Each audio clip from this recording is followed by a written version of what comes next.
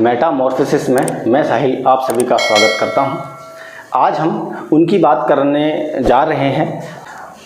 वो वही शख्स हैं जिन्होंने रिसेंटली या ऑन द स्पॉट कुछ महिलाओं के कहने पर कुछ पंक्तियों की रचना कर दी थी। वो पंक्तियां कुछ इस प्रकार से थी कि खीर पकाई जतन से, चरखा दिया चलाए, आया कुत्ता खा गया, तू बैठी ढोल बजाए। जी हाँ, हम बात कर रहे हैं अमीर खुसरो की।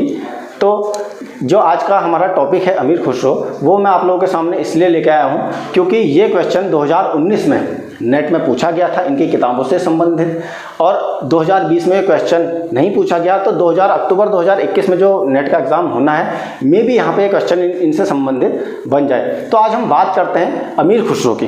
ठीक, जैसा कि आप सभी जानते हैं, इनका जन्म जो है 1253 में पटियाली ग्राम में हुआ। इनका मूल नाम था यामुनुद्दीन मोहम्मद अबुल हसन। ठीक, इनका उपनाम था खुसरो। यहाँ पे एक बात ध्यान रखने की बात है कि एक उपनाम इनका है खुसरो, एक उपनाम है जो सिकंदर लोदी के काल में थे, जिनका नाम था शेख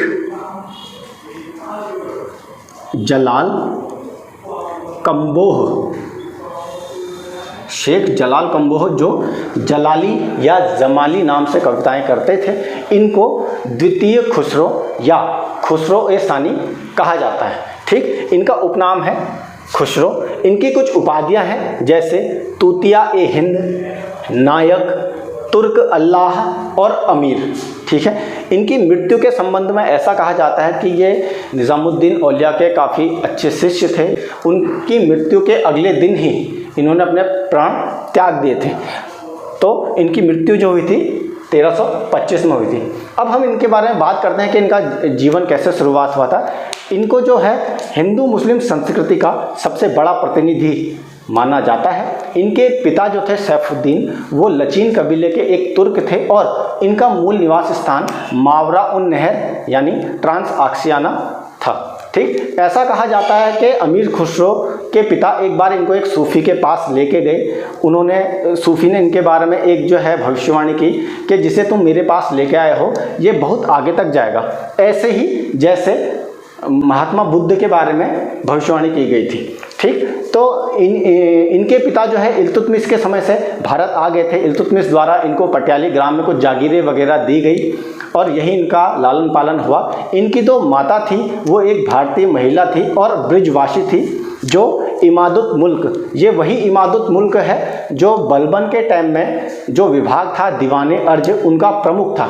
ये उनकी ही पुत्री थी, यानी इनकी माता इमादुत मुल्क की पुत्री थी। खुसरो बताते हैं कि उन्होंने 8 वर्ष से ही जो है लेखन कार्य शुरू कर दिया था। भारत में जब ये आए तो उन्होंने बलबन के समय अलाउद्दीन किसली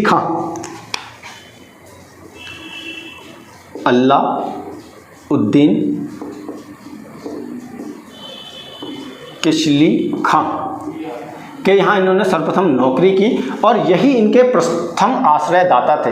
यहाँ पे ये बात ध्यान रखना, प्रथम आश्रयदाता। ठीक, तो ये इनके प्रथम आश्रयदाता थे। इसके बाद इन्होंने बलबन के ही समय, बलबन का एक पुत्र था मोहम्मद खां। ये वही मोहम्मद खां हैं जिनके बारे में सूफी जो थे सैफुद्दीन आरिफ, इन्होंने भविष्यवाणी की थी कि ये अगर मंगोलों से लड़ने के लिए जाएगा तो इनकी वहाँ लड़ते हुए मृत्यु हो जाएगी, और बताया जाता है कि ऐसा ही हुआ था। बलबन के ही टाइम में मोहम्मद खां के दरबार में इन्होंने अपने साहित्यिक जीवन की शुरुआत की थी। ये बात ध्यान रखना, इनका प्रथम आश्रयदाता अलाउद्दीन किसली खां और साहित्यिक जीवन की शुरुआत मोहम्मद खां के समय इन्होंने अपनी साहित्यिक जीवन की शुरुआत की। जब मोहम्मद खां की मृत्यु हो गई थी मंगोलों से लड़ते हुए, तो इन्होंने इनकी मृत्यु पर शोक गीत वगैरह भी लिखे थे। ठीक है, कैकुबाद के समय इन्होंने जो है, कैकुबाद के एक अमीर था जिसका नाम था हातिम खां। कैकुबाद का एक अमीर था जिसका नाम था हातिम खां। हातिम खां के समय में भी इन्होंने उसके वहाँ भी नौकरी की, और हातिम खां की दयालुता के बारे में इन्होंने एक बार एक कोटेशन लिखा है कि मैंने समुद्र से पूछा कि तू हातिम खां की तरह दयालु है? नहीं, भरभराते हुए समुद्र ने ऐसा जवाब दिया। हातिम खां के बारे में उन्होंने इस तरीके का स्टेटमेंट लिखा। फिर जलालुद्दीन के टाइम में इन्होंने पुस्तकालयाध्यक्ष की नौकरी की और अलाउद्दीन खिलजी के समय ये इनको जो है राजकवि बनाया गया था। इन्होंने 8 सुल्तानों का कार्यकाल देखा था और स्वयं 6 सुल्तानों के अंदर इन्होंने शाही सेवा की थी।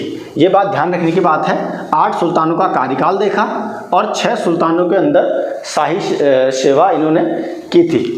और जब ये प्रारंभ में ये अपनी किताब आशिकी में ऐसा भी बताते हैं कि प्रारंभ में इन्हें मंगोलों द्वारा जो है बंदी भी बना लिया गया था। इन्होंने फारसी की एक नई शैली विकसित की जिसे सबक-ए-हिंदी या भारत की शैली कहा जाता है। फारसी भाषा का भारतीकरण करने का श्रेय इन्हीं को दिया जाता है। इनकी एक मशहूर लाइन भी है जो आप लोगों ने सुनी ही होगी कि अगर फिरदौस वर रूमी ज़मी अस्त हमी अस्त हमी अस्त हमी अस्त। ये जो पंक्तियां हैं अमीर खुसरो की, ये शाहजहाँ की दीवान-ए-खास में अंकित हैं। खुसरो को जो है मध्यकालीन संगीत परंपरा का जनक या संस्थापक कहा जाता है। इन्होंने भारतीय संगीत में कव्वाली का प्रचलन किया और आप लोगों ने एक फेमस जो इनकी जो कव्वाली है फेमस, छाप तिलक सब छीनी दे मोसे नई ना मिलाई के, ये अमीर खुसरो का ही लिखा हुआ गीत। इनको जो ये नायक की उपाधि दी गई थी, ये संगीतज्ञ होने के कारण ही इनको नायक की उपाधि दी गई। एक कहानी यहाँ पे आप लोगों के सामने रखना चाहूँगा। ऐसा कहा जाता है कि अलाउद्दीन खिलजी के समय में एक दक्षिण में एक महान संगीतज्ञ थे जिनका नाम था गोपाल नायक या नंद गोपाल। इन नंद गोपाल या गोपाल नायक के बारे में ऐसा कहा जाता है कि इनके 1600 शिष्य थे और ये काफ़ी विख्यात जो थे संगीतज्ञ थे। ठीक, एक बार अमीर खुसरो के कहने पर अलाउद्दीन ने इनको अपने दरबार में बुलाया और दरबार में जो है संगीत गोष्ठियाँ हुई। 6 संगीत गोष्ठियों में नंद गोपाल ने विभिन्न रागों का जो है प्रचलन किया और इसी दौरान अमीर खुसरो जो थे उनके सिंहासन के पीछे छुपकर वो सारी चीज़ें जो है नोट कर रहे थे। तो जब 7वीं बैठक हुई तो उनका अमीर खुसरो से सामना हुआ। तो अमीर खुसरो ने यहाँ पे ये कहा कि आपके द्वारा जो प्रारंभ में 6 राग बोल दिए गए हैं उनका आविष्कार मैंने पहले ही कर लिया है। वो नकल करने में इतने सिद्धस्त थे कि संगीतज्ञ उनकी इस कला से आश्चर्यचकित हो जाते थे। हिंदी में पहेली, मुहावरे, कविताएं करने वाले ये पहले मुस्लिम कवि थे। अपनी पुस्तक गुरुतुल कमाल में इन्होंने कहा भी है कि मैं एक भारतीय तुर्क या तोता हूँ, मैं आप सभी को हिंदी में ही जवाब दूंगा। ठीक, जमींदार शब्द का सर्वप्रथम प्रयोग भी इन्होंने ही अपनी पुस्तक में किया है या इन्होंने ही अपनी रचनाओं में किया है। ये क्वेश्चन भी पूछा गया था नेट में कि जमींदार शब्द का प्रयोग सबसे पहले किसने किया है। फिर इन्होंने अमीर खुसरो ने और इसामी ने इन्होंने महिलाओं के लिए ये कहा कि महिलाओं को चरखा काटना चाहिए। ठीक, इनके बारे में ये कहा जाता है कि इन्होंने 99 पुस्तकें, 5000 पदों की रचना आदि आदि वगैरह की थी। तो हम यहाँ पे अब बात करेंगे इनकी जो रचनाएं हैं। क्वेश्चन जो है इनकी रचनाओं से बनता है, कौन सी इनकी रचनाएं हैं या कौन सी इनकी रचनाएं नहीं हैं या किस रचना में क्या बात कही गई है। ठीक, इनकी जो रचनाएं हैं उनको 2 भागों में बांटा जाता है, साहित्यिक और ऐतिहासिक। तो हम बात कर रहे थे अमीर खुसरो की रचनाओं की। इनके बारे में कहा गया है कि इन्होंने 99 पुस्तकें, 5000 पद आदि किताबों की रचनाएं की। तो इनकी जो किताबें हैं उनको 2 भागों में बांटा जाता है, साहित्यिक और ऐतिहासिक। ठीक, हम बात करते हैं पहले साहित्यिक की। उनमें साहित्यिक में सबसे पहले आता है 5 दीवान, जिनको हम कविता संग्रह कहते हैं, यानी अमीर खुसरो की कविता संग्रह किन किन में कविताएं लिखी हैं। ठीक, वो किताबें हैं, सबसे पहले है तुहफात उस सिगार, दूसरी है बसत उल हयात, तीसरी है गुरुतुल कमाल। अब यहाँ पे क्वेश्चन ये बनता है कि अमीर खुसरो की जीवनी कौन सी है या निम्न में से कौन सी पुस्तक अमीर खुसरो की जीवनी है। वो है गुरुतुल कमाल, ये इनकी जीवनी है। फिर अगली किताब है बाकिया नाकिया, अगली किताब है निहायत उल कमाल। ठीक, ये तो इसकी है 5 दीवान यानी 5 कविता संग्रह। फिर इसके बाद इनकी अगली जो किताबें हैं वो है खमसा, जिनको खमसा एक पंचगंग कहा जाता है, यानी ये 5 किताबों का एक समूह है जिसको संयुक्त रूप से खमसा एक पंचगंग कहा गया है। ठीक, इसमें सबसे पहली किताब है मतला उल अनवर। ये चीज़ यहाँ पे ध्यान देने वाली बात है कि इन खुसरो ने ये किताब सिर्फ 2 सप्ताह में पूरी की थी। हो सकता है कभी नेट में पूछ ले कि खुसरो की कौन सी किताब है जो 2 सप्ताह में पूरी हुई थी। इनकी ये किताब है खमसा ए पंचगंग की पहली मतला उल अनवर, जो इन्होंने सिर्फ 2 सप्ताह में पूरी की थी। ठीक, दूसरी है श्री ओ खुसरो या शरीन ओ खुसरो, श्री ओ खुसरो या शरीन ओ खुसरो। तीसरी है लैला मजनू, ये एक प्रेम कथाएं हैं। चौथी है आइन ए सिकंदरी। ठीक, आइन ए सिकंदरी जो है इसमें सिकंदर के अभियानों का वर्णन है। इसी रचना के दौरान या इस किताब को लिखने के दौरान इनकी माता और भाई की मृत्यु हो गई थी। इसी में उन्होंने कहा है कि मेरे आसमान के 2 सितारे वगैरह बुझ गए। और इसी किताब में अमीर खुसरो कहते हैं जिस व्यक्ति की उदारता केवल अपने परिवार तक सीमित है वह व्यक्ति स्वार्थी है। ठीक, अगली किताब है इनकी हस्त बहिशत। ठीक, ये किताबें जो हैं पिछली बार नेट में पूछी गई थी कि इनमें से कौन सी किताब अमीर खुसरो की है, उसका आंसर हस्त बहिशत ही था। ठीक, ये है इसकी साहित्य किताबें। अमीर खुसरो की सिर्फ 3 किताबें जो गद्य में लिखी गई हैं वो हैं एजाज ए खुसरवी, अफजल उल फवायद और खजाइन उल फुतूह। ये बात ध्यान रखें। और अमीर खुसरो की जो सिर्फ 3 किताबें हैं, एजाज ए खुसरवी, अफजल उल फवायद, खजाइन उल फुतूह या तारीख़ अलाई या तारीख़ दिल्ली, ये सिर्फ जो है गद्य में है और बाकी सारी किताबें इनकी पद्य में लिखी गई हैं। ठीक है, ये गद्य पद्य से रिलेटेड पूछ लेता है। जो इसकी साहित्यिक किताबों में जो किताब है गद्य में वो सिर्फ 3 है, ये बात आप ध्यान रखिएगा। अब हम बात करेंगे अमीर खुसरो की जो ऐतिहासिक किताबें हैं। ठीक, इनमें सबसे पहली किताब है किरात उस सादिन जो 1289 में लिखी गई है। इस किताब में कुछ महत्वपूर्ण जानकारियां हैं, जैसे ये कहा जाता है कि ये किताब अमीर खुसरो ने कैकुबाद के आदेश में लिखी और ये भी बताया जाता है कि कैकुबाद ने इस किताब को लिखवाने के लिए अमीर खुसरो की चाटुकारिता की थी।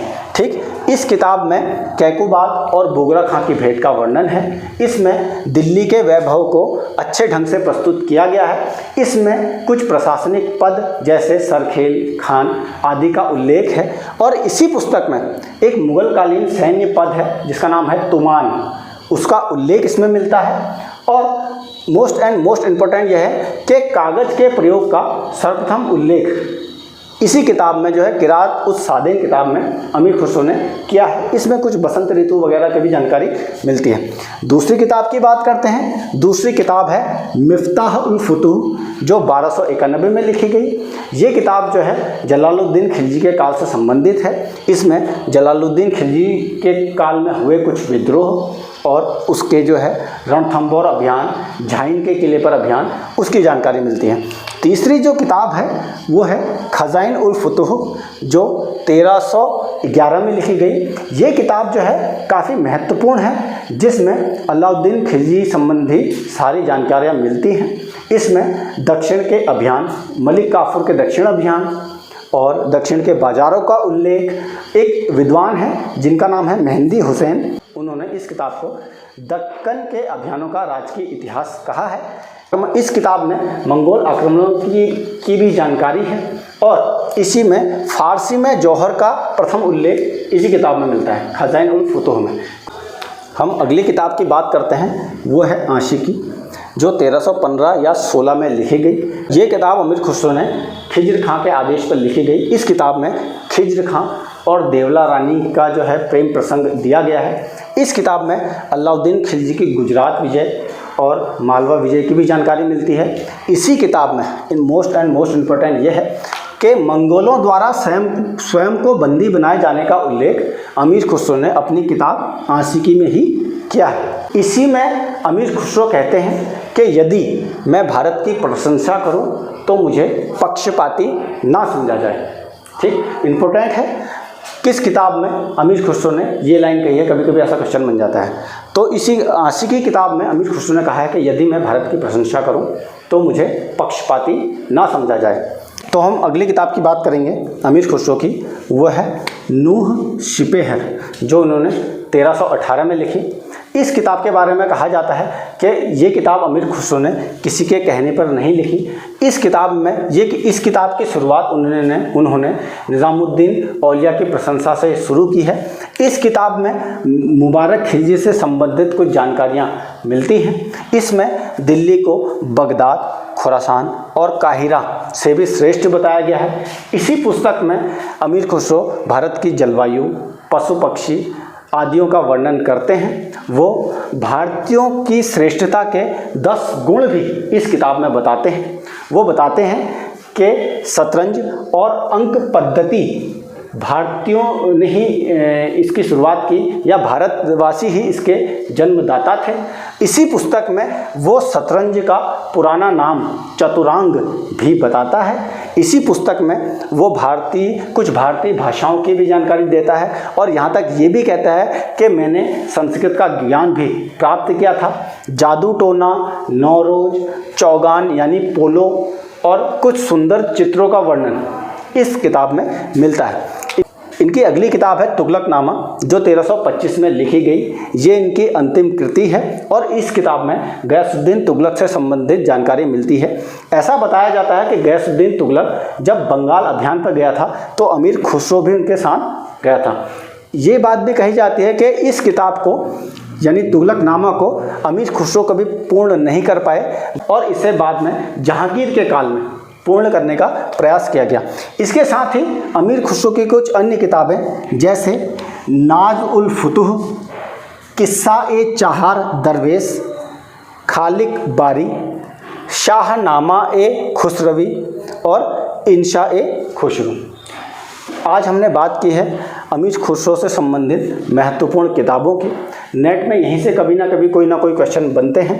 2019 में अमीर खुसरो से संबंधित क्वेश्चन पूछा गया है, तो मे बी 2021 में जो आने वाला पेपर है उसमें इनकी किताबों से कोई ना कोई क्वेश्चन बने। ठीक, तो आप इस वीडियो को लाइक करें, सब्सक्राइब करें। आप सभी का इस वीडियो को देखने के लिए धन्यवाद।